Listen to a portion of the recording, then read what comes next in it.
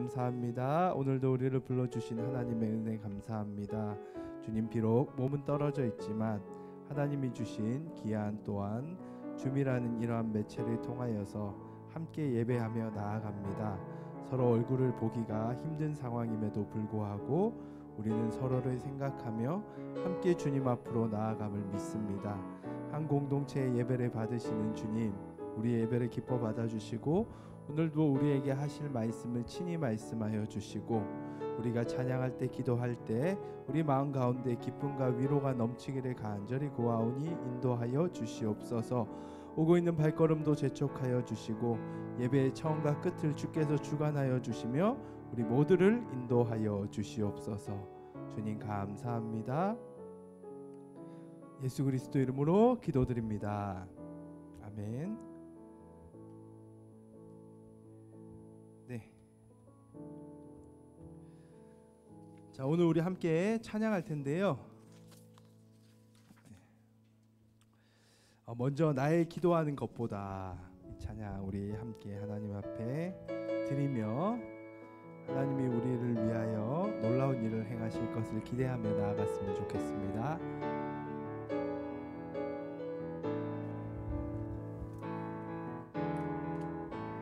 나의 기도하는 것보다 더욱 응답하신 하나님, 나의 생각하는 것보다 더욱 이루시는 하나님, 우리 가운데 역사하신 능력대로 우리들의 간구함을 넘치도록 능히 하실 주님께 모든 영광과 존귀 찬양과 경배를 돌릴지어다.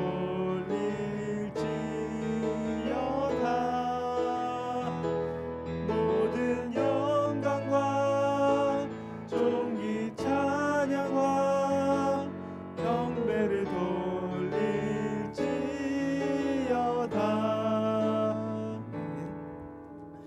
네, 이 찬양 우리 다시 한번 할 텐데요. 여러분, 이 찬양 혹시 아시나요? 들어본 친구? 이게 손을 들 수 있는 그게 있지 않나요, 여러분들? 이런 이모티 같은 거. 효주는 이 찬양 들어봤어? 오케이. 카메라. 정우는 처음 들어보고, 그쵸? 저도 많이 들어본 찬양은 아닌데 오늘 그 말씀의 주제가 기도에 대한 부분이 이제 좀 있습니다. 그래서 이 찬양을 선곡을 했어요. 여러분들 다시 한번 우리 어렵진 않죠, 찬양이. 마음을 모아 우리 다시 한번 하나님 앞에 찬양하겠습니다.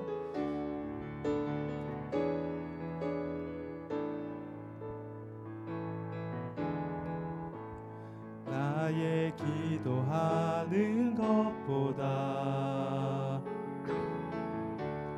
더욱 응답하신 하나님, 나의 생각하는 것보다 더욱 이루시는 하나님, 우리 가운데 역사하신 능력대로 우리들의 간구함을 넘치도록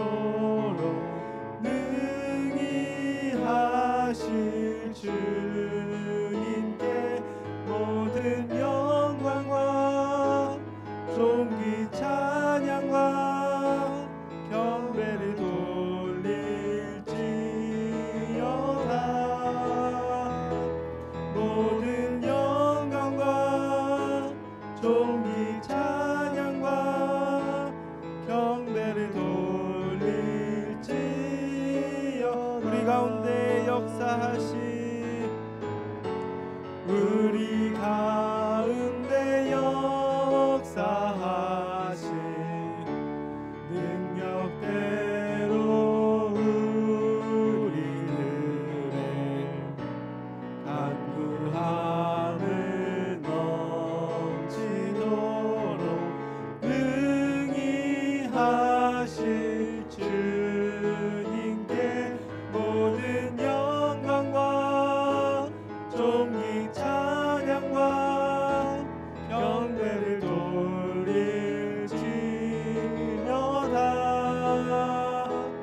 모든 영광과 존귀 찬양과 경배를 돌릴지어다.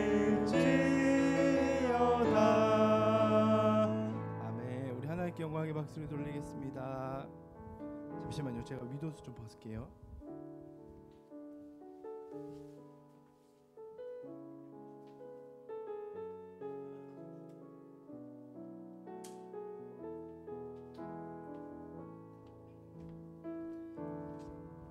자, 우리 계속 찬양하도록 하겠습니다. 이 시간 주가 일하시네 라는 우리 찬양 하나님 앞에 드릴게요. 주가 일하시네.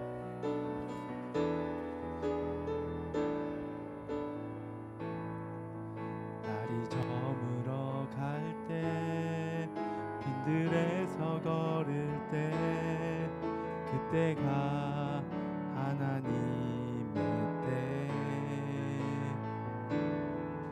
힘으로 안 될 때 빈손으로 걸을 때 내가 이래 날이 저물어 갈 때 빈들에서 걸을 때 그때가 하나님의 때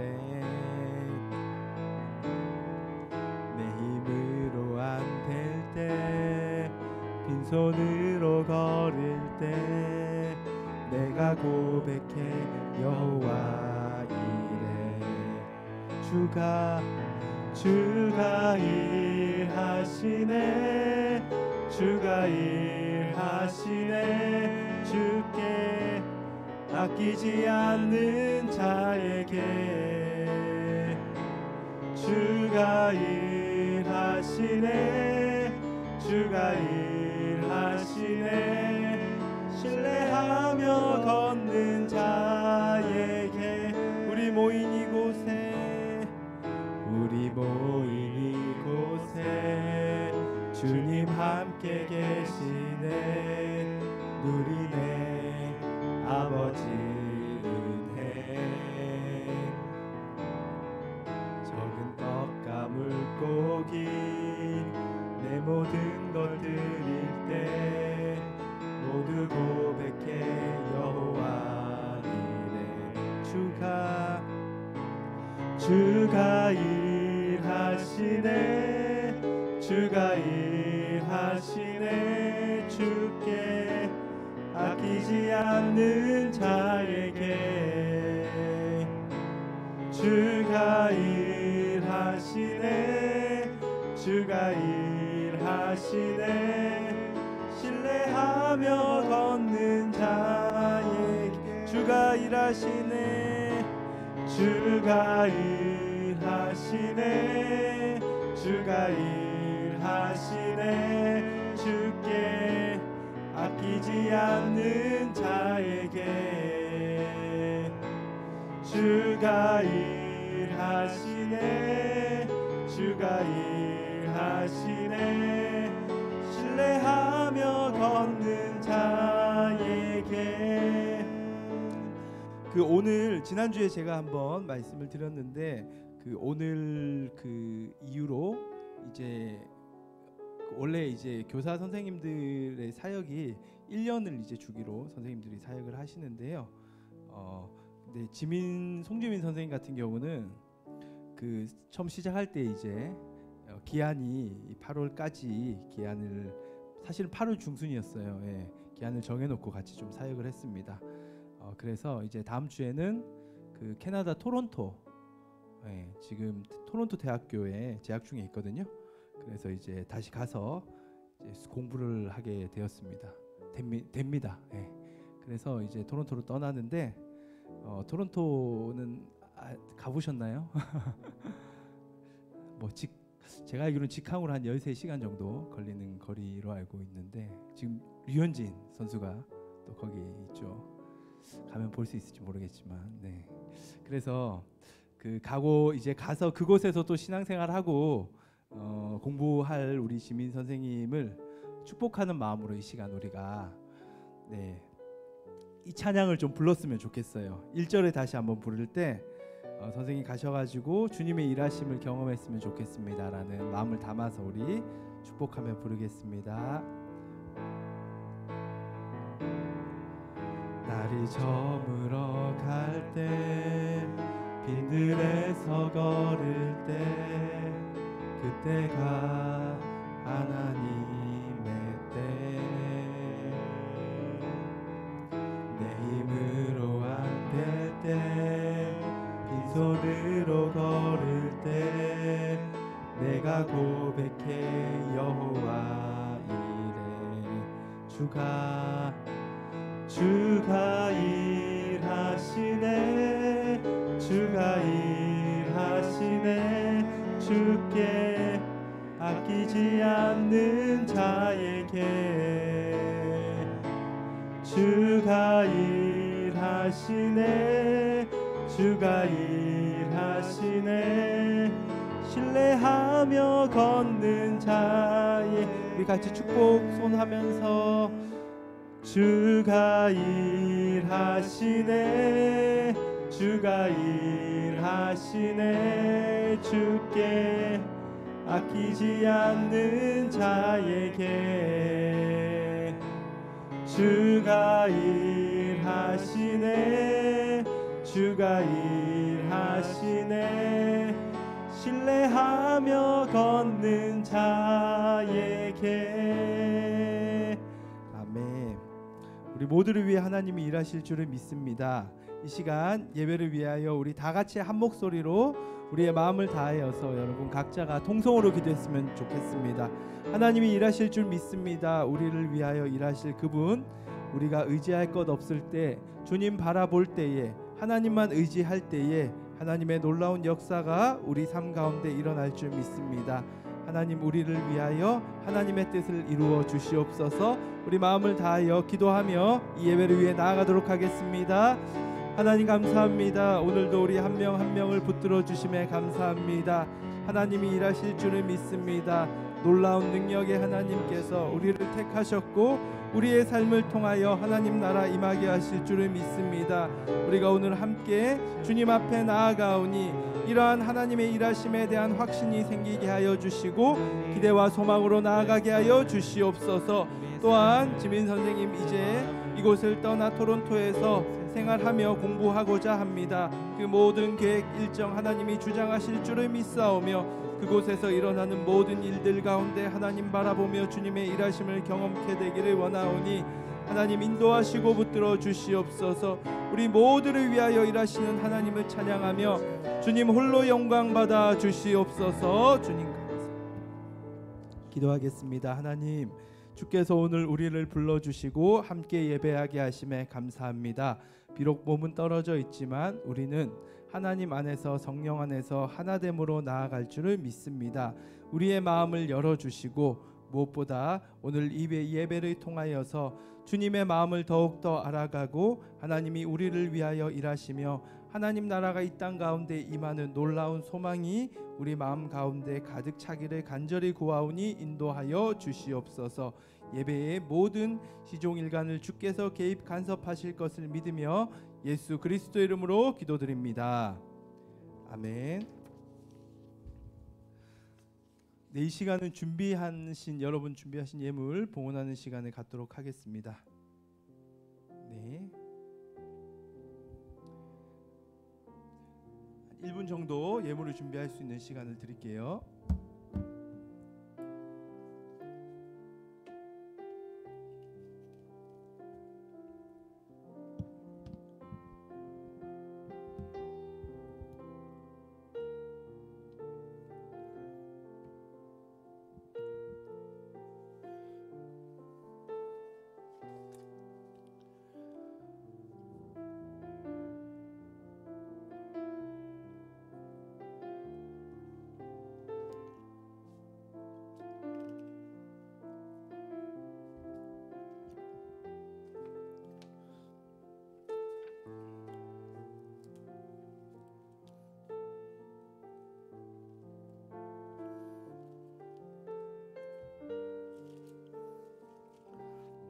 네, 함께 우리 찬양하겠습니다. 나는 하나님을 예배하는 예배자입니다.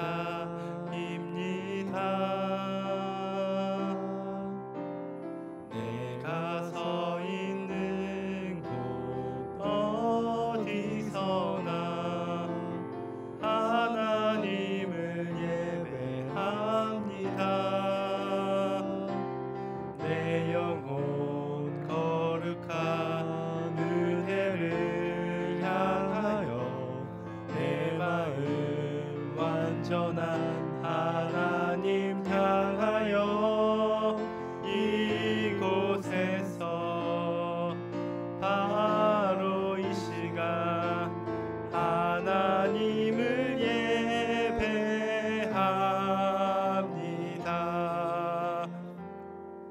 드려진 예물을 위해 기도하겠습니다. 하나님, 모든 것이 하나님의 것임을 고백합니다. 주님이 우리에게 주신 것 중 귀한 것 구별하여 하나님 앞에 드립니다. 예배당에 나오지 못하는 상황이기에 성경책에 예물을 꽂아서 하나님 앞에 봉헌합니다. 이 예물 하나님 기뻐 받아주시고 무엇보다 이 예물이 주님 나라 확장을 위하여 쓰임받기를 원하오니 인도하여 주시옵소서. 우리의 물질뿐만 아니라 몸과 마음을 주께 드리기 원하오니 우리의 삶을 인도하여 주시옵소서. 예수 그리스도 이름으로 기도드립니다. 아멘. 네, 오늘 금주의 말씀이죠. 고린도후서 4장 5절 말씀입니다. 한 목소리로 우리 읽고 한 주 동안 또 암송하겠습니다. 시작.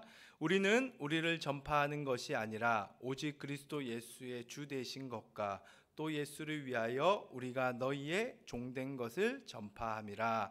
아멘. 고린도후서 4장 5절 말씀, 이 말씀 또한 한 주간 열심히 암송하시고 적용하시기를 바라요. 오늘 우리에게 주신 하나님 말씀은 열왕기상 19장 20절 말씀입니다. 열왕기하예요. 죄송해요. 열왕기하 19장 20절 말씀이에요. 열왕기하 19장 20절 말씀. 소리가 여러분 접근하진 않으세요? 괜찮으세요? 네. 19장 20절 말씀. 네, 같이 한 목소리로 읽도록 하겠습니다. 시작. 아모스의 아들 이사야가 히스기야에게 보내 이르되 이스라엘 하나님 여호와의 말씀이 내가 아수르 왕 사네립 때문에 내게 기도하는 것을 내가 들었노라 하셨나이다. 아멘. 네, 열왕기하 19장 20절 말씀, 오늘 본문의 말씀입니다. 네, 제목을 한번 볼게요. 오늘 설교의 제목, 하나님과의 친밀함 그리고 기도라는 제목이에요. 하나님과의 친밀함 그리고 기도라는 제목으로 우리 함께 하나님의 말씀을 듣도록 하겠습니다. 설교를 시작하면서 요즘 여러 이제 이슈가 되고 있는 넷플릭스에서 6부작으로 나온 이제 드라마예요. DP라고, 그 드라마 혹시 보신 친구가 있는지 모르겠는데, 여러분들 아마 이렇게 막 6부작을 다 볼 시간은 없을 것 같고, 그래서 뭐 꼭 이거를 뭐 다 보셔야 되는 건 아니에요. 제 얘기를 들으면 그냥 어느 정도 이해가 되지 않을까. 네, DP라는 이 넷플릭스 드라마인데 이게 요즘 굉장히 화제더라고요. 이 얘기가 어떤 사건이냐면, 어떤 이야기를 다루고 있냐면, 군대 이야기인데, 군대 중에서도 이제 탈영병을 잡는 헌병대의 이야기를 다루고 있습니다. 그래서 이제 DP가 이제 탈영병을 잡는 그런 사람들의 어떤 그 부분을 이제 DP라고 부르는데, 그래서 이 사건을 이제 다루면서 이슈가 되는 이유 중에 하나가 이제 군대도 이제 작은 사회잖아요, 그렇죠? 그 군대라는 작은 사회를 굉장히 적나라하게 이제 공개를 하면서, 어떻게 보면 그 작은 사회를 통하여서 지금 살고 있는 이 큰 사회의 부조리와 불이함을 고발하고 있는 그러한 의도를 보이고 있다라고 평가가 돼서 아마 화제가 되는 것으로 제가 알고 있습니다. 탈영병들, 그러니까 군대를 이제 탈영하는 거죠, 그렇죠? 이 탈영병들, 이들의 특징 뭐 이유는 여러 가지가 있어요. 그렇죠? 근데 가장 많은 이유 중에 하나가 군대에서 당하는 가혹행위 때문에 이제 탈옥을 하는 경우가 가장 많은 것 같아요. 그런 가혹행위들이 이제 적나라하게 이게 드러내고 있어서 이 해외에서도 굉장히 이게 화제가 되고 있다고 해요. 넷플릭스 이제 올라가면 해외에서 다 보니까, 그리고 대사도 이게 다 번역이 되니까 되게 화제가 되고 있는데, 그런 어떤 정말로 좀 보면 너무나도 화가 나는, 보고 있어도 그냥 이렇게 분노가 일어나는 그런 가혹행위들이 굉장히 적나라하게 지금 이 드라마가 이제 드러내고 있거든요.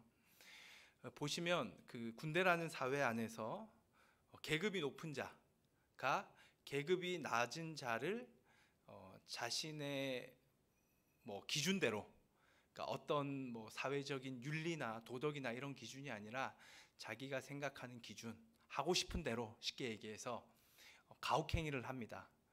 그렇게 가혹행위를 당하는 모습들을 이제 보여주는데, 그 계급이 높은 뭐 예를 들어 병장이 2등병, 1등병을 그렇게 가혹행위를 하는 모습을 이렇게 보여줄 때 이 모든 상황을 그 지휘관들이 알고 있어요. 이 드라마에서는 그걸 묘사하고 있어요. 알고 있는데 그것들에 대해서 어떤 그 대처를 하지 않습니다.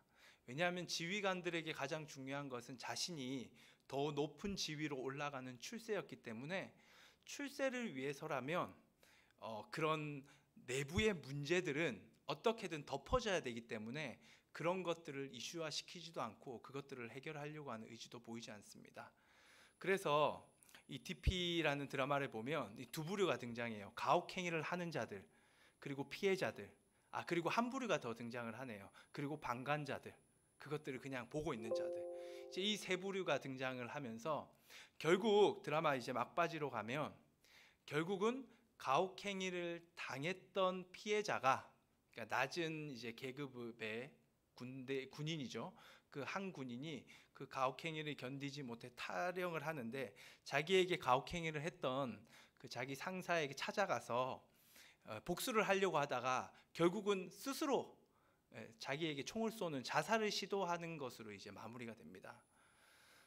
그리고 제일 마지막 장면, 그렇고 끝난 줄 알았는데 자막이 이제 이게 있죠. 그 영화 끝나면 쭉 연출 누가 했고 이게 쫙 올라가잖아요. 그거 다 올라가고 나서 마지막에 또 한 장면이 이제 딱 등장을 해요. 그게 뭐냐면 가혹행위를 당하는 또 한 그 군인이 등장을 하는데, 그 군인이 마지막에 가혹행위를 당한 이후에 들고 있는 총을 장전해서 그 총을 쏘는 장면으로 드라마가 딱 끝이 나요. 그래서 저는 이제 그걸 보면서 사실 이렇게 드라마를 찾아서 이렇게 잘 보진 않는데 몇 가지 요즘 보는 거, 쓰리생이 한 번씩 보고, 그 다음에 이 DP라는 드라마를 이번에 좀 기회가 돼서 봤는데, 그 이 모습을 보면서 정말로 군대라는 사회가 그 여기서 이제 고발하고 싶은 것은 사람이 갈 만한 곳이 아니라는 거죠. 그렇죠? 이 모습만 보면 진짜 사람이 갈 만한 곳이 아니에요. 물론 긍정적인 부분들이 굉장히 많을 거예요. 근데 그것들은 이렇게 묘사하지 않습니다. 강조하고 있지 않고 이런 불의한 모습들만 보여주기 때문에 군대는 갈 만한 곳이 아니고, 그리고 그곳에 갔던 자들은 이러한 피해를 당했다라는 것을 이제 고발하고 있고, 더 나아가서는 그렇기 때문에 군대는 바뀌어야 된다라는 이제 메시지를 전하고 있다라는 것이죠.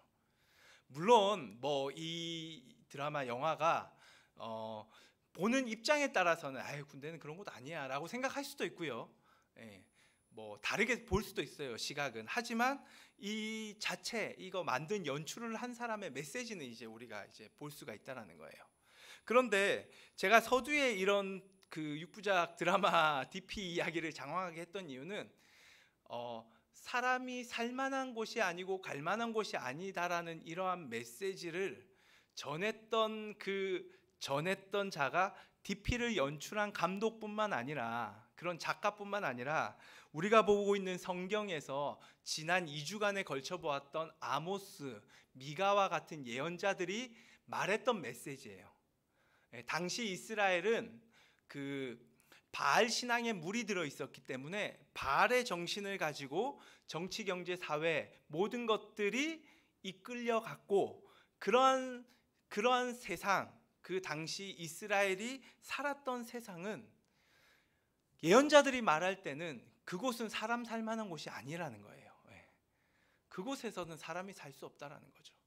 그래서 이들이 전하는 메시지는 그 제가 앞에 얘기했던 이 DP의 감독이 전했던 메시지처럼 바뀌어야 한다. 예언자들은 말합니다. 변화되어야 한다고, 바뀌어야 한다고, 너희들이 변화되어야 된다고. 그런데 변하지 않습니다. 그렇기 때문에 결국은 예언자가 선포했던 메시지가 하나님이 바꾸신다였어요. 그런데 이렇게 당시 이스라엘이 변화되기 위해서는 변화할 수 있는 사람이 필요합니다. 그렇죠? 그 당시에 이제 예언자들, 지금 우리가 보고 있는 지금 이 시대가 주전 8세기거든요. 그러니까 그 BC 700년, 그러니까 지금으로부터 한 2700년 전의 이야기예요. 2700년 전. 그 이야기, 그 시대에 살았던 그 세상, 이스라엘이라는 사회는 도저히 사람이 살만한 곳이 아니었는데, 사람이 살만하지 않은 곳에 그 정점에 있어서 살지 못하게 만들었던, 정말 힘들게 만들었던, 사회를 망가뜨렸던 그 정점에 있던 자가 바로 왕이었어요. 왕. 그래서 예언자들은 항상 왕에 대한 비판적인 인식을 가지고 막 고발을 해요. 예언서를 자세히 읽어보시면 뭐 아모스서나 미가서 이런 걸 읽어보면 왕에 대한 적나라한 고발들을 하고 있습니다. 뭐 대놓고 얘기는 하지 않지만 돌려서 다 왕들에 대한 비판을 하고 있어요. 왜냐하면 이들이 권력의 정점에 있어가지고 이들이 정치, 경제, 사회를 완전히 바알 신앙으로 물들여가지고 모든 것들을 망쳐버렸기 때문이에요. 그렇기 때문에 정말 변화가 일어나려면 그 정점에 있었던 왕이 바뀌어야만 했었습니다. 그렇죠? 왕을 좀 제대로 된 왕이 즉위를 해야 된다라는 거죠. 그런데 성경 열왕기상, 열왕기하, 이 열왕기상, 열왕기하는 왕들의 이야기인데, 이 열왕기상, 열왕기하를 쭉 읽어보면 솔로몬으로부터 시작해서 제대로 된 왕들이 거의 탄생하질 않아요. 하지만 그래도 가뭄에 콩나듯이 제대로 된 왕이 딱 2명 정도, 뭐 몇 명이 더 있지만 가장 대표적으로 2명의 왕을 성경이 말하고 있는데, 그 2명이 바로 히스기야와 요시야 왕입니다. 그 중에 한 명인 히스기야를 우리가 보고 있는 거예요. 지금 오늘 본문은 이 히스기야 왕에 대한 이야기를 하고 있는 거죠. 그래서 제대로 된 왕이 드디어 등장을 하는데, 이 제대로 된 왕이 등장을 해가지고 세상을 변화시키기 시작했습니다. 물론 왕의 변화가 완벽한 변화를 가져오진 못했어요. 하지만 그럼에도 불구하고 그의 변화는 분명한 변화의 역사를 그를 중심으로, 그 히스기야라는 왕을 중심으로 보였다라는 거죠. 그런데 그가 이런 변화의 역사를 할 수 있었던 이유에 대해서 성경이 이제 이 열왕기하, 오늘 본문을 통해 말하고 있는데, 이거는 순전히 신앙적인 관점이라고 보시면 돼요, 여러분들. 무슨 말이냐면 이스라엘 왕들 중에서는 여로보암 2세라는 왕이 있습니다. 이 왕은 정말로 당시의 세계사를 통틀어 볼 때는 유다에 즉위한 왕들 중에, 그 이스라엘 땅에 즉위한 왕들 중에 세계사적 관점에서 보면 가장 훌륭한 왕이었어요. 왜냐하면 여로보암 2세라는 이 왕은 영토를 가장 확장시켰던 왕이었어요. 뿐만 아니라 외교를 정말 잘했기 때문에 모든 부가 이스라엘 중심으로 다 사마리아로 흘러 들어왔습니다. 그래서 이스라엘 사람들이 여로보암 2세가 통치하던 시대는 황금기를 경험하게 돼요. 엄청 부를 얻게 됩니다. 경제적인 풍성함을 누리게 돼요. 그런데도 불구하고 그런 경제적인 풍성함을 누리지만 그 이면에는, 그 내면에는 여전히 사람이 살만한 곳은 아니었어요. 그것을 이제 예언자들이 막 고발을 하고 있는 거예요. 그런데 겉으로 보기에는 완벽했습니다. 신앙이라는 이 기준은, 이 하나님의 가치관 기준은 결코 겉만 보질 않아요. 외면만 보지 않습니다. 지난주에 설교를 들었듯이 내부까지 보는 하나님의 관점은 철저하세요. 그렇기 때문에 하나님의 관점에서는 여로보암 2세는 훌륭한 왕이 아니었어요. 하나님의 관점에서는 히스기야와 요시야와 같은 왕이 훌륭한 왕이었습니다. 그래서 이 히스기야가 그렇다면 하나님의 관점으로 훌륭한 왕이라고 그렇게 평가를 받는 그러한 이유에 대해서 이제 성경이 언급을 하고 있는 장면을 우리가 한번 보도록 하겠습니다. 열왕기하 18장 5절 6절을 먼저 한번 볼게요. 히스기야가 이스라엘 하나님 여호와를 의지하였는데 그의 전후 유다 여러 왕 중에 그러한 자가 없었으니 곧 그가 여호와께 연합하여 그에게서 떠나지 아니하고 여호와께서 모세에게 명령하신 계명을 지켰더라. 하나님의 평가에 있어서 훌륭하다라고 평가하는 이유는 히스기야가 여호와께 연합하여 하나님과 연합을 했다라는 거예요. 이 연합하다라는 의미를 좀 더 직역을 하면, 히브리어를 가지고 직역을 하면 하나님과 붙었다라는 의미예요. 이게. 그래서 이거를 우리 개역개정은 연합이라는 표현으로 이제 표현하고 있거든요. 그러니까 밀착했다라는 거예요. 달라붙었다, 밀착했다라는 의미를 가지고 있습니다. 이 달라붙고 밀착한 것이 솔로몬에게도 이런 표현이 쓰이는데, 근데 솔로몬은 이방 여자와 밀착을 해요. 달라붙어요. 그는 이방 여자에게 매여 있습니다. 그리고 여로보암 1세 같은 왕은 죄에 달라붙었다라고 성경이 표현을 하고 있어요. 하지만 히스기야는 달랐다라는 거예요. 하나님께 달라붙어 있었다라는 거예요. 그렇죠? 여러분, 하나님께 달라붙어 있습니까? 네. 그렇다면 성경이 이 하나님과 달라붙음에 대한 어떤 구체적인 의미를 이어서 계속 설명하는데, 하나님께 달라붙었던 히스기야가 가졌던 특징은 여호와께서 모세에게 명령하신 계명을 지켰다라는 거예요. 네. 쉽게 얘기해 우리식으로 하나님의 말씀을 지켰다라는 거거든요. 즉 성경이 말하고 싶은 건 뭐냐면 하나님과 달라붙었다. 우리식으로 말하면 하나님과의 친밀함은 하나님의 말씀을 가까이 하는 것과 연관이 있다라는 거예요. 우리는 보통 하나님과 가까이 하고 있다라고 이런 이야기를 할 때 나 하나님과 가까이 있어, 이것을 저도 이전에 그런 생각을 했어요. 하나님을 계속 내가 하루 종일 생각할 수 있는 거, 내가 하나님 생각을 많이 못했어요. 하나님께 뭔가 좀 뭐 더 이렇게 하나님을 떠올렸어야 되는데 그러지 못했어요. 이런 것들로 이제 하나님과의 친밀함을 이야기하기도 하거든요. 틀린 이야기는 아닙니다. 하지만 오늘 성경이 말하는, 열왕기상이 말하는 하나님과의 친밀함은 뭐다? 그 기준이 성경을 가까이 하는 것과 연관이 있는 게 기준이라는 거예요. 한 주간 여러분들이 정말로 매일 큐티를 하고 매일 성경을 보고 성경을 가까이 했다면 그 사람은 하나님과 친밀하다라고 지금 열왕기서가 평가를 하는 거예요. 하지만 내가 하나님 생각 엄청 많이 했고 나름 하나님을 떠올리기도 하고 순간순간 하나님을 찾았는데 그럼에도 불구하고 큐티도 전혀 하지 않고 성경을 가까이 하지 않는 한 주간을 보냈다면 그 사람은 하나님과 친밀하다라는 표현을 쓸 수 없다라는 것이 열왕기 이 성경을 쓴 사람의 의도라는 거예요. 하나님과 가까이 하는 것은 이런 것입니다, 여러분들. 그냥 단순히 우리는 하나님이란 존재를 떠올리고 조금 더 생각하고 이런 것들이 뭔가 내가 하나님과 굉장히 친밀하다고 생각하는데 이건 굉장히 인간적인 기준이에요. 물론 그것이 전혀 아니라는 이야기는 아닙니다. 오해하지 마세요. 하지만 이것은 인간적인 기준이 그 안에 들어가 있습니다. 성경이 말하는 기준으로 우리를 봐야 된다는 거죠. 여러분 정말 하나님과 가깝냐라는 거죠. 친밀하냐라는 거죠. 성경은 그것으로 평가를 한다는 거예요. 설령 여로보암 2세라는 왕이 막 엄청난 경제적 부흥을 이룰 때 하나님을 떠올렸을 수도 있어요. 하지만 성경은 그가 절대로 하나님과 가까이 했다라고 평가하지 않습니다.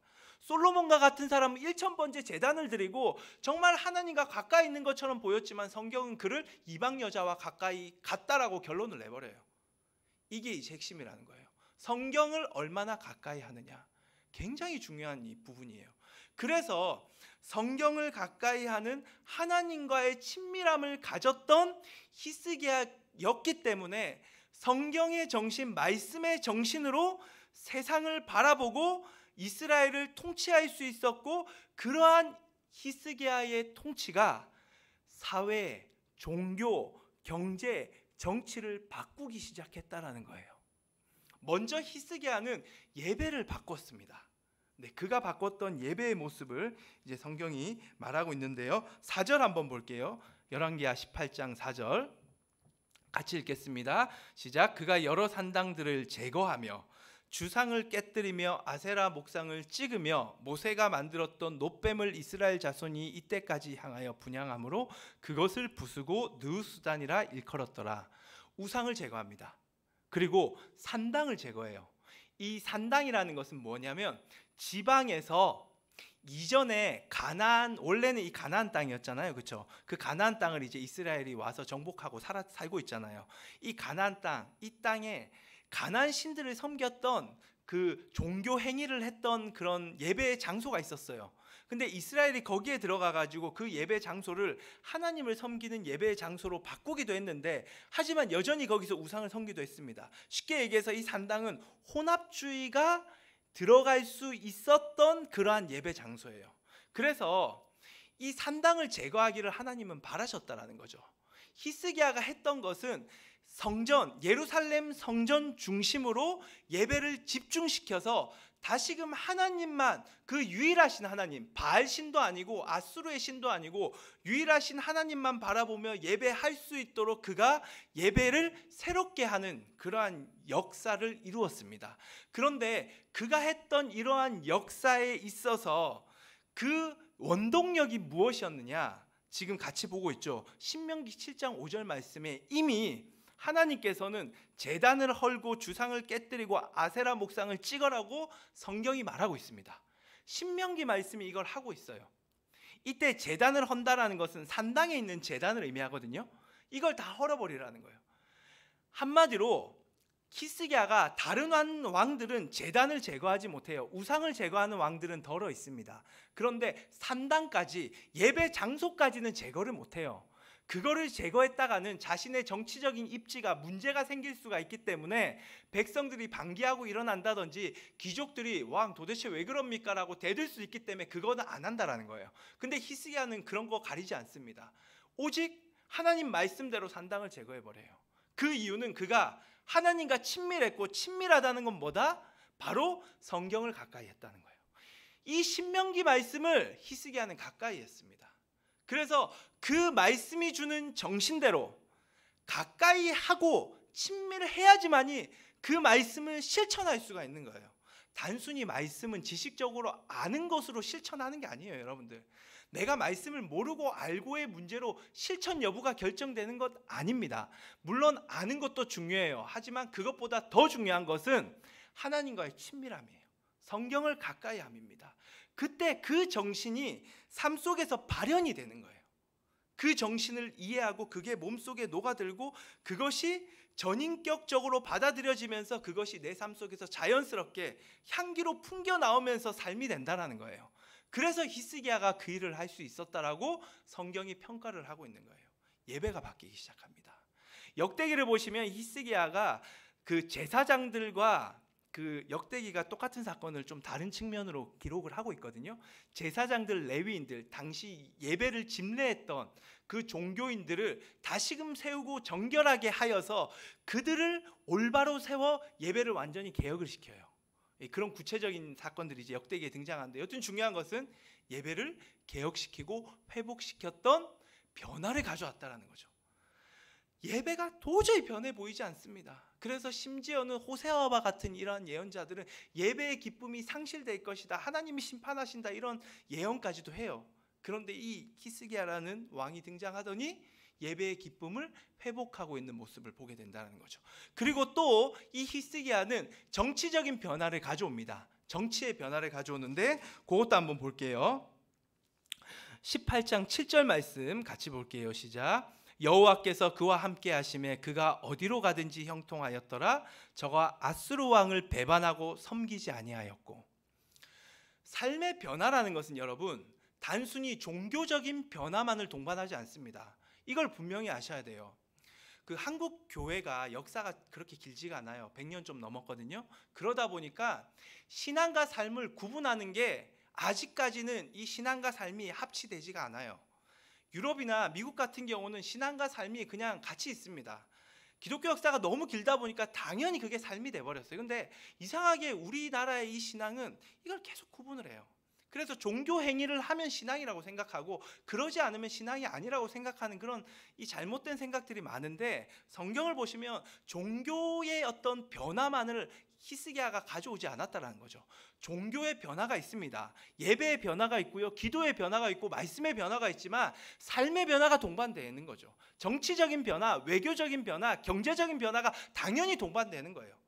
돈을 쓰는 것에 대한 변화가 동반돼야 되고요. 먹는 거, 내가 음식을 먹는 거에 대한 변화가 동반돼야 되고, 내가 옷을 입는 거에 변화가 동반돼야 되고, 내가 생각하는 그 습관에 대한 변화가 동반돼야 되는 그것이 신앙의 변화라는 거예요. 그것을 전혀 생각하지 않고 종교 교회에 내가 아침에 조금 늦게 일어나는데 이제 일찍 일어나는 변화, 물론 좋은 변화지만 그거는 정말로 단편적인 거라는 거예요. 그래서 히스기야는 정치적인 변화를 같이 동반합니다. 지금까지 왕들은, 이전 왕들, 아하스라는 그 아버지 왕은 아수르를 섬겼어요. 이사야 선지자가 아수르 섬기지 말라고 지적을 해요. 아수르 섬기지 말고 아하스 하나님만 바라보면 하나님이 구원하신다라는 메시지를 전함에도 불구하고 아하스는 그거 다 듣고 아수르를 섬깁니다. 조공을 갖다 바쳐요. 근데 히스기야는 그걸 다 끊어버려요. 물론 환경이 조금 변화되었고 그걸 끊을 수 있는 여지가 생겨서 끊은 부분도 있어요. 하지만 그럼에도 불구하고 그런 여지가 생겨도 다른 왕들은 끊지 못하거든요. 근데 이 히스기야는 그걸 끊어버려요.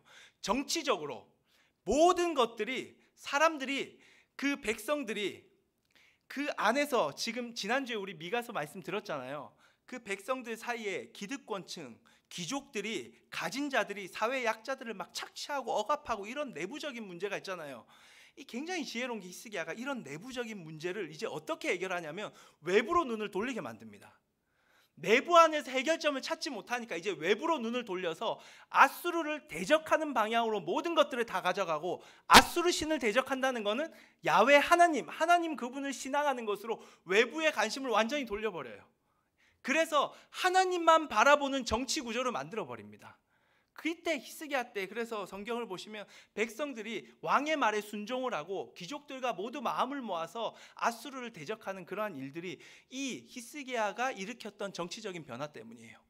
그런 변화를 주었던 왕이 바로 히스기야였습니다. 그런데 여러분, 히스기야가 그런 예배의 변화를 주었고 정치적인 변화도 가져왔고 동반되어서 경제, 사회적인 변화를 가져왔는데, 그런데 그렇게 변화를 일으켰던 히스기야에게 엄청난 이제 위기가 찾아와요. 네, 이 위기의 말씀 우리 한번 볼게요. 13절 말씀인데요. 18장 13절 말씀 같이 보겠습니다. 시작. 히스기야 왕 제14년에 아수르의 왕 사네립이 올라와서 유다 모든 견고한 성읍들을 쳐서 점령하매. 방금 정치적으로 하나님만 바라보게 하기 위해서 아수르 왕을 배신하고 조공을 바쳤던 건 다 끊어버리고 이제 아수르를 대적했는데, 이제 아수르가 열이 받은 거예요. 불과 8년 전에 아수르는 북이스라엘이라는, 지금 나라가 쪼개져 있거든요. 북이스라엘, 남유다. 그 히스기야는 남유다의 왕입니다. 그런데 이 아수르가 지금 이 사건이 일어나기 8년 전에 이 북이스라엘을 아수르가 쳐서 멸망을 시켰어요. 히스기야가 그걸 봤어요. 네, 보고도 대단한 게, 이 사람이 그럼에도 불구하고 아수르를 완전 조공을 끊어버리고 배신을 했던 거죠.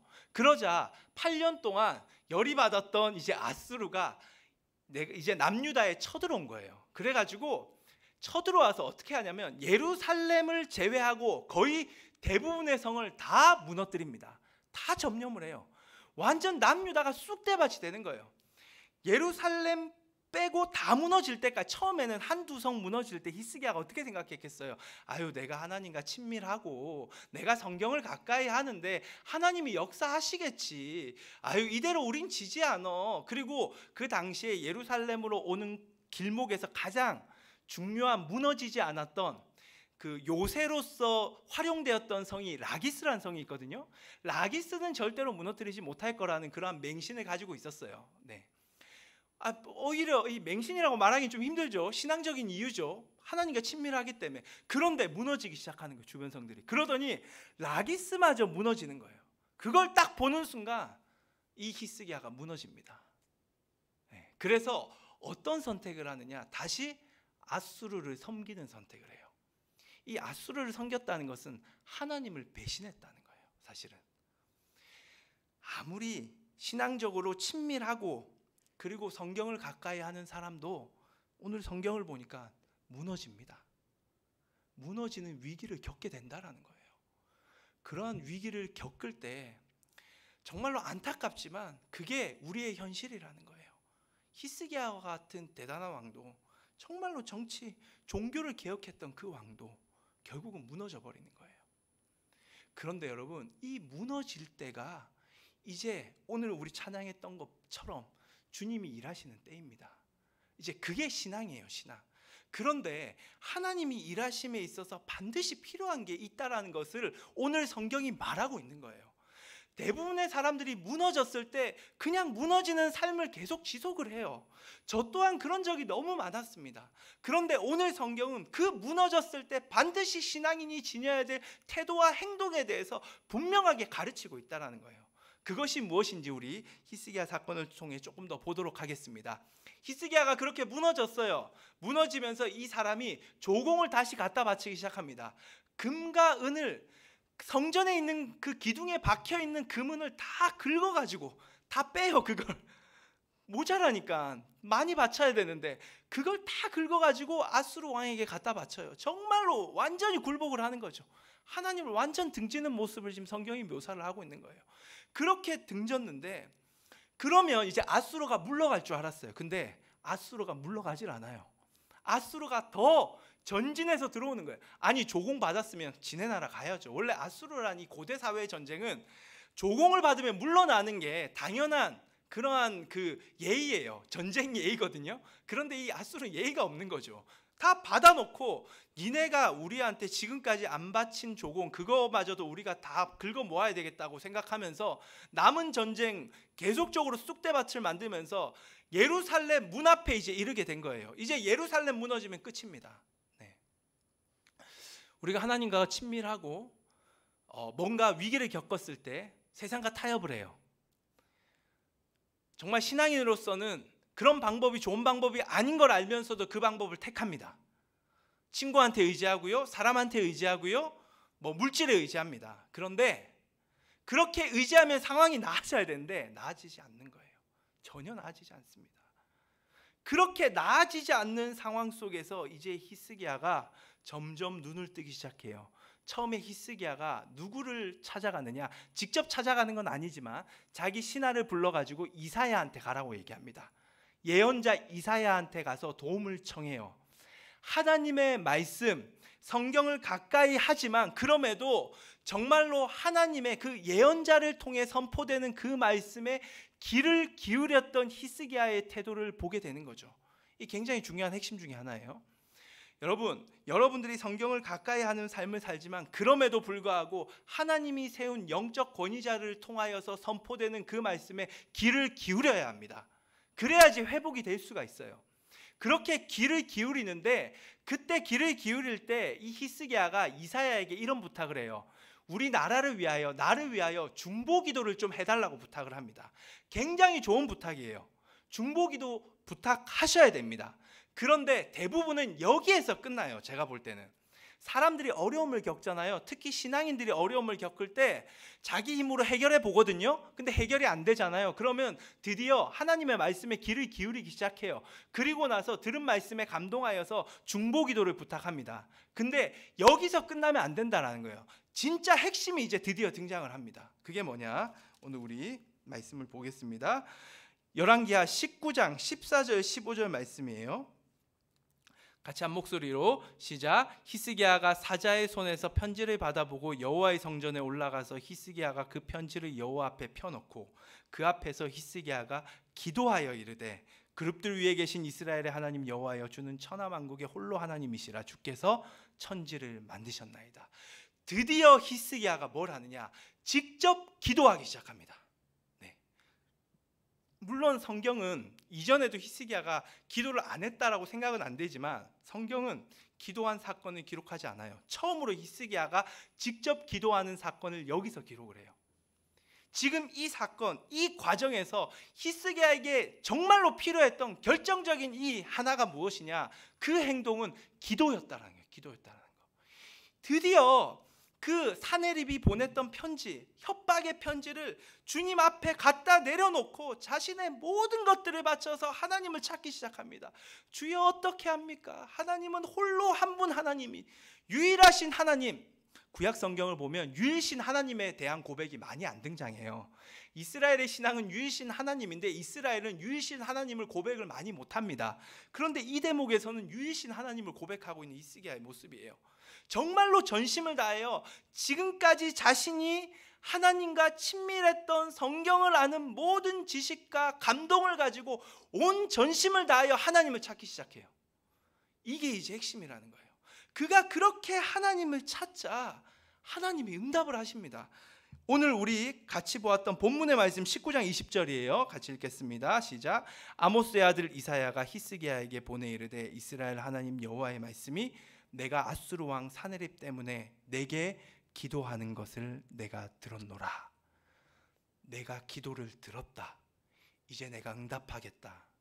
그래서 하나님이 여호와의 사자를 보내요. 아수르 군대를 하룻밤 사이에 18만 5천 명을 목숨을 걷어가 송장을 만듦을 통하여서 이 전쟁에서 아수르가 무너지고 다시금 이스라엘이 히스기야 중심의 계속적인 개혁을 진행할 수 있도록 하나님이 그 길을 열어주셨습니다. 이것이 오늘 말씀의 핵심입니다. 여러분, 결국 문제는 무엇이냐? 기도하느냐예요. 기도하느냐. 핵심은 이겁니다. 물론 하나님과의 친밀함이 있어야 돼요. 네, 이 과정을 잘 이해하셔야 됩니다. 무조건 기도해 이런 어떤 메시지가 지금은 아니라는 거죠, 여러분. 그렇죠? 하나님과의 친밀함, 그리고 하나님 그 성경을 가까이 하는 삶, 그러한 삶을 통해서 겪는 그럼에도 불구하고 오는 어려움, 그럴 때의 어떤 무너짐, 그때에 하나님의 말씀을 다시금 귀를 기울이고 중보기도를 부탁하지만 결국 그 문제를 해결하기 위해서는 뭐가 필요하다? 우리의 기도가 필요하다는 거예요. 기도가. 하나님은 우리 기도와 함께 동력하기를 원하십니다. 우리 기도라는 이 놀라운 역사가 마지막에 행해질 때 그때 하나님은 우리와 동력하셔서 이 땅 가운데 하나님 나라를 이루게 하시는 놀라운 하나님의 역사를 베푸신다라는 거예요. 네. 이것이 오늘 주는 메시지예요. 물론 구약의 메시지는 지금 히스기야 왕이라는 특정 인물에게 집중되어 있어요. 그리고 이 왕이 등장하기, 열왕기가 등장하기 사무엘서를 보시면 사무엘이라는 예언자 그룹이 중보기도를 할 때 하나님의 역사, 그러니까 그들이 기도를 할 때 하나님의 나라가 임한다라는 메시지를 전하고 있고, 열왕기 상하는 왕들이 기도할 때 하나님의 역사가 임한다라는 메시지를 전하고 있고, 뒤에 가서 이후에 에스라, 느헤미야 이런 것들을 보시면 이런 성경, 이후의 성경들 이제 우리가 앞으로 볼 텐데 그 성경을 보시면 제사장들이 기도할 때 하나님 나라가 임한다라는 메시지를 전하고 있거든요. 근데 신약 시대에 와서 예수님이 이 땅에 오심을 통하여서 이 모든 역사에 있어서 새로운 역사가 진행되는데 그것은 무엇이냐? 예수 그리스도의 제자가 하나님께 기도할 때 하나님의 나라가 임한다라는 새로운 역사가 일어나요. 그것이 바로 예수 그리스도의 새로운, 예수님을 통해 이 땅에 임한 하나님 나라입니다. 하나님을 아는 친밀함을 가진 제자들, 예수님을 믿는 자들, 성경을 가까이 하는 자들, 그들이 직접 하나님 앞에 나가 기도할 때에 하나님의 역사가 일어난다라는 것이죠. 바로 우리가 기도할 때에 하나님의 역사가 우리 삶 속에 이루어진다라는 것입니다. 그래서 바울은 빌립보서 말씀인데요, 마지막으로 이 말씀 한번 보겠습니다. 바울은 이러한 고백을 빌립보 교회에 보내는 편지를 통해 이런 말을 해요. 1장 9절에서 11절 말씀 같이 보겠습니다. 내가 기도하노라 너희 사랑을 지식과 모든 총명으로 점점 더 풍성하게 하사 너희로 지극히 선한 것을 분별하며 또 진실하여 허물 없이 그리스도의 날까지 이르고 예수 그리스도로 말미암아 의의 열매, 정의, 긍휼, 하나님 나라의 열매가 가득하여 하나님의 영광과 찬송이 되기를 원하노라. 내가 기도하노라. 내가 기도하기 때문에 너희들을 통하여 하나님 나라가 임할 것이다.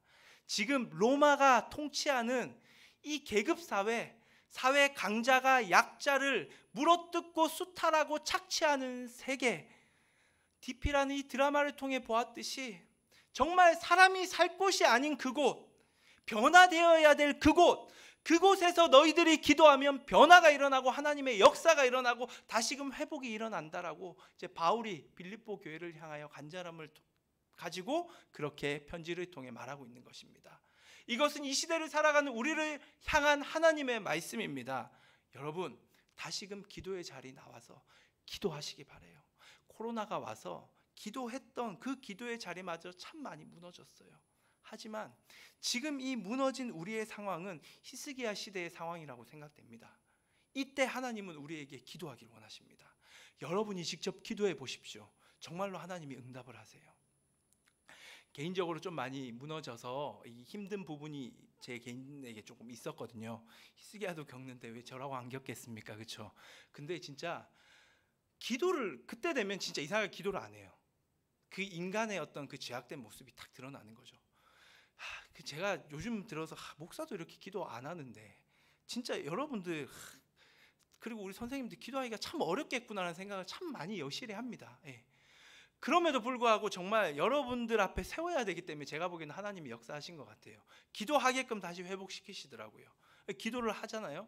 기도를 하면 정말 기도하는 그때부터 이게 열리더라고요. 그래서 다시 한번 깨달았어요. 진짜 기도해야 열리구나. 뭐 하나님을 제가 왜 모르겠습니까? 맨날 큐티는 해요. 저 성경도 얼마나 가까이 하겠어요. 들고 다니는 게 이거예요. 전공이 이거고 저는 맨날 이것만 들고 다녀요. 그런데 기도를 안 하면 이 역사는 안 일어나더라고요. 여러분, 기도하는 파워 목장 차영치 되길 바랍니다. 하나님이 기도하길 원하십니다. 그 뭐 대단하게 부르시고 이런 그거는 여러분 때가 되면 하는 거고요. 지금은 여러분이 할 수 있는 기도 하시면 돼요. 정말로 그냥 읊조려도 됩니다. 대신에 마음을 다하셔야 돼요. 전심으로 하나님 앞에 진심으로 기도해 보십시오. 하나님의 응답이 우리 삶 가운데 임하게 될 것입니다. 그렇게 하나님 나라를 경험하는 저와 여러분 되기를 간절히 바랍니다. 자, 오늘 우리 이 찬양 또 같이 해볼 텐데요. 우리 아까 했던 찬양이죠. 네. 나의 기도하는 것보다 우리가 기도할 때 기도하는 것보다 더 큰 일을 행하실 하나님 우리 기대하며 함께 찬양하겠습니다.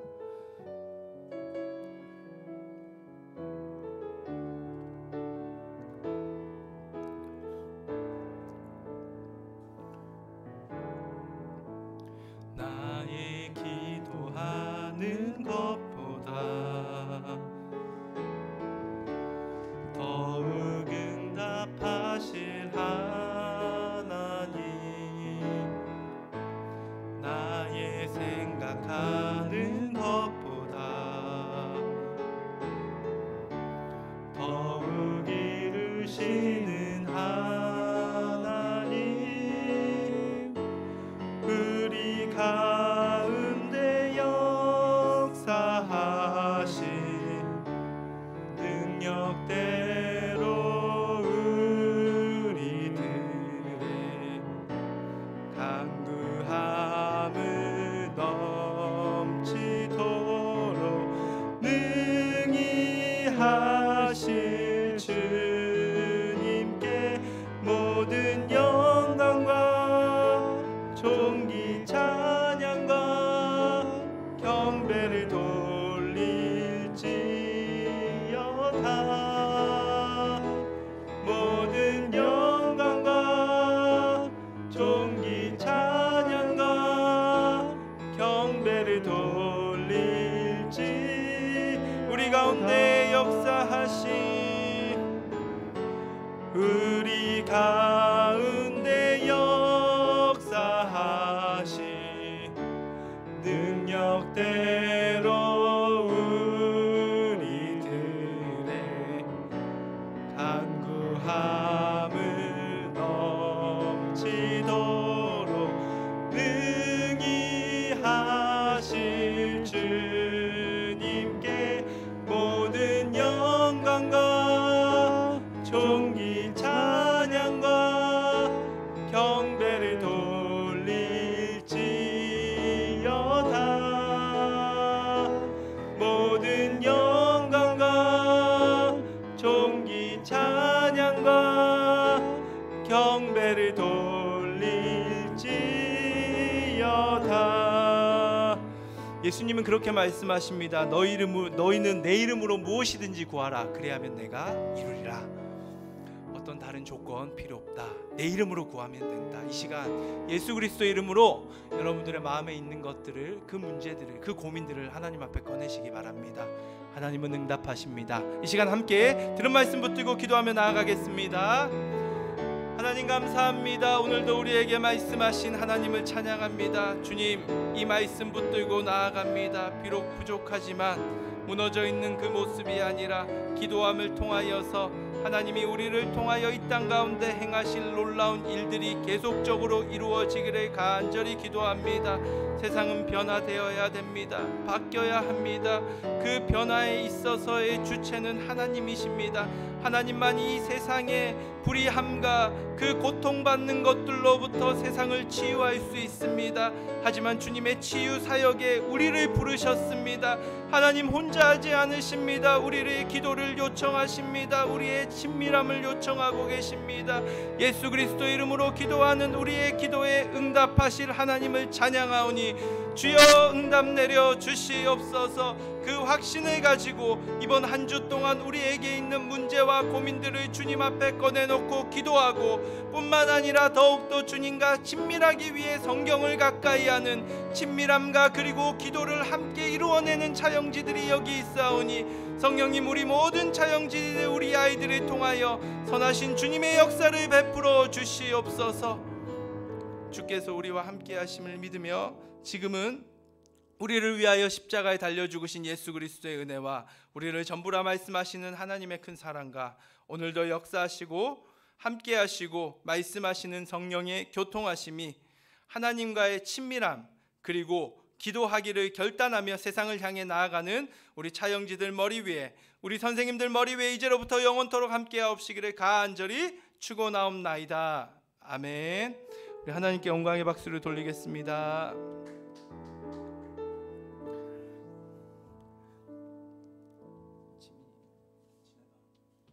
자, 이 시간 아까 우리 찬양 축복을 했는데요, 같이 기도하는 시간을 좀 가졌으면 좋겠어요. 여러분, 우리 지민 선생님 가셔가지고 승리할 수 있도록 혹시 뭐 이렇게 한마디 인사라도 좀 하면 좋지 않을까 싶은데, 지민쌤 인사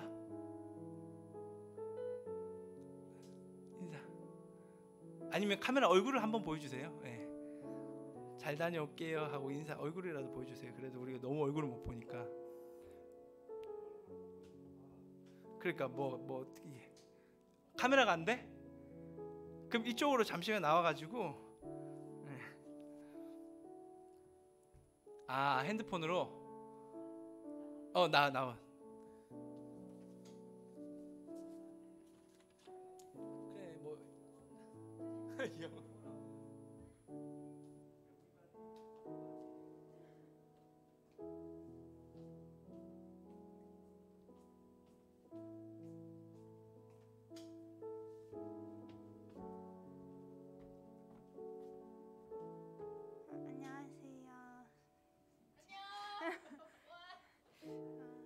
코로나 때문에 많이 못 봤는데 또 이렇게 가서 좀 아쉽네요. 다음에 또 만나요.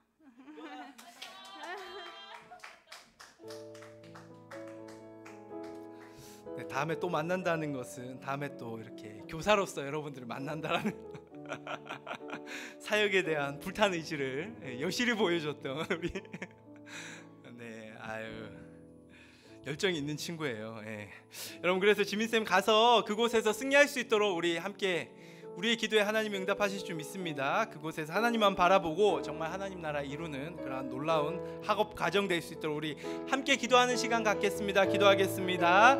하나님 감사합니다. 하나님께서 또한 귀한 기회를 주시고 길을 열어주셔서 토론토라는 이국 땅에 가서 공부를 하게 되는 우리 지민 선생님을 축복합니다.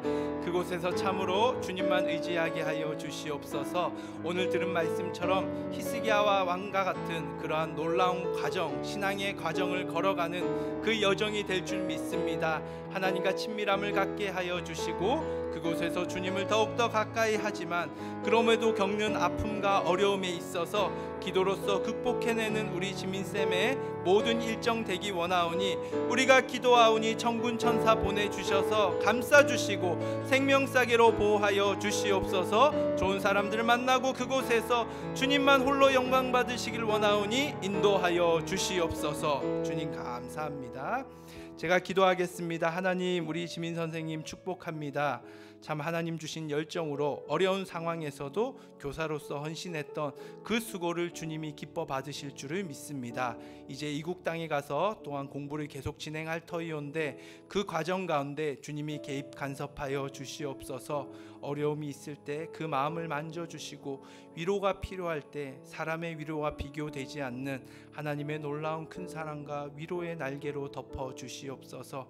생명싸개로 보호하여 주시고 천군 천사가 동반되길 원하오며 더 나아가 하나님 생각과 말하고 행동하는 이 모든 지민쌤의 그리스도의 향기를 통하여서 그곳이 하나님 나라 되기를 원하오니 차영지로 나아가기를 원하오니 주께서 인도하여 주시옵소서. 주께서 함께 하심을 믿으며 예수 그리스도 이름으로 축복 기도 드립니다. 아멘. 자, 네, 우리 건호쌤 나오시겠습니다.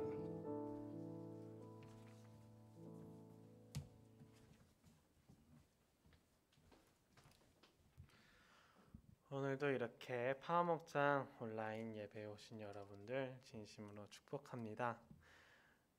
그러고 보니까 벌써 다 개학을 했다고 하더라고요. 학교를 안 다니니까 언제 개학하고 언제 방학하는지 이제 감이 없어지는 것 같습니다. 여러분들 학교 다니는 와중에도 그리고 학원을 왔다 갔다 하는 그 와중에도 새로운 사람을 만나고 또 만났던 사람과 헤어지는 그 과정에서도 항상 하나님과 함께 하시기를 간절히 축복합니다. 생일자만 광고를 하자면은 오늘 바로 다른 지민 김지민 학생의 생일입니다. 여러분들 지민아 생일 축하해. 지민이 생일 축하하고요. 그 다음에 9월 2일에는 우리 효주의 생일이었는데 모두들 축하해줬죠? 저는 축하를 못해줬어요. 효주야 생일 축하해.